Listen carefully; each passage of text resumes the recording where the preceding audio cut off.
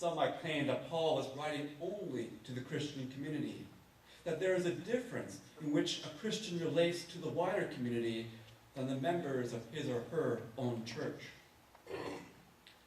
There are, and there has always been, real threats to human existence, to the way of life of each passing generation.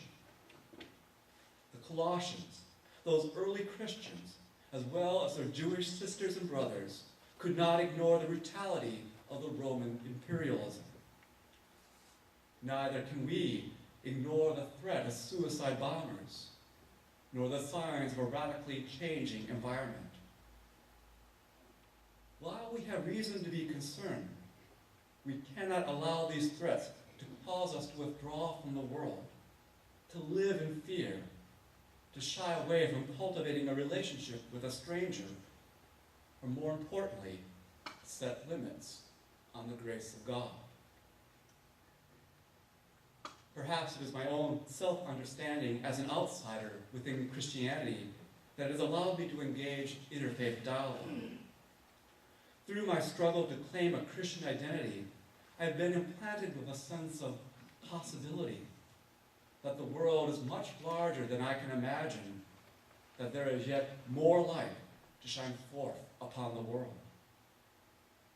Irrespective of what I have learned about other faith traditions, my studies these past few months have enriched my own spiritual Christian journey, as well as provided a framework in which to be in relationship with others who follow a different path. At the heart of this journey is not merely words or ideas about God, but feelings, emotions, and curiosity.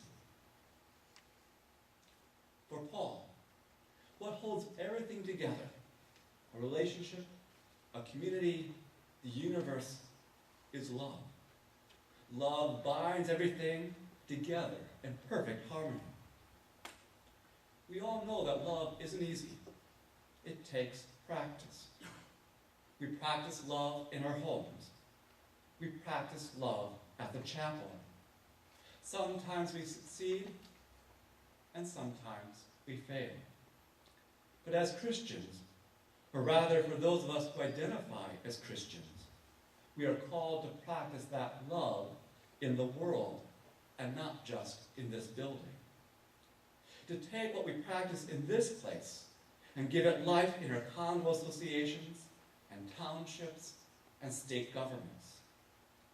Perhaps this is where I draw upon my evangelical roots, not to protect a world or a lifestyle as I know it, but to nurture a world where everyone has a place at the table. Some of you know that I've been reflecting upon our statement of interfaith, which reads, "It," or the chapel, is an open door through which all may pass and be understood, to share their faith with anyone else without fear of ridicule or censure. While I'm clearly not opposed to this statement, I wonder what it means for us as a community.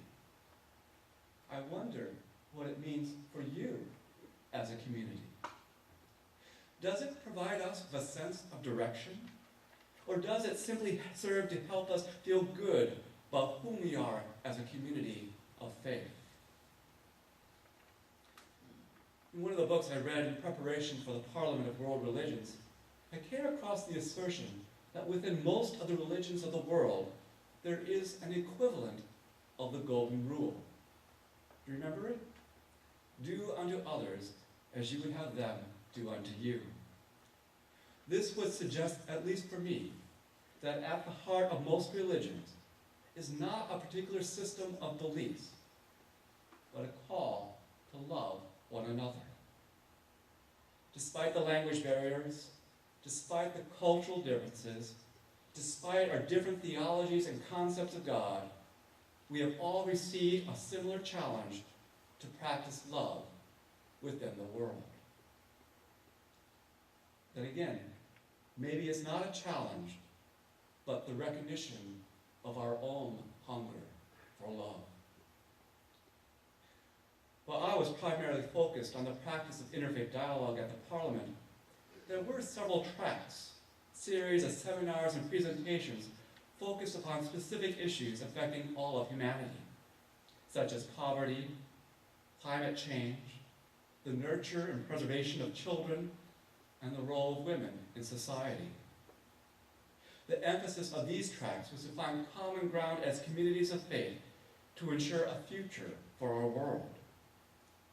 These tracks move beyond the exchange of ideas, seeking to practice what we believe about God within the world.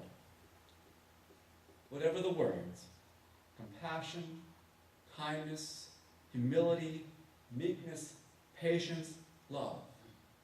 The Parliament provided models of engagement with the world, drawing upon the best of what we are to address the harm we have afflicted upon the world. Perhaps that is the greatest challenge of the Parliament of World Religions. It doesn't offer a shortcut to salvation. Otherwise, we would all find ourselves on the sidewalk holding signs of exclusivity. Instead, the Parliament extends an invitation to roll up our sleeves and be instruments of peace, instruments of healing, and bearers of hope for tomorrow. As Paul encouraged the Colossians, above all, clothe yourselves with love, which binds everything together in perfect harmony.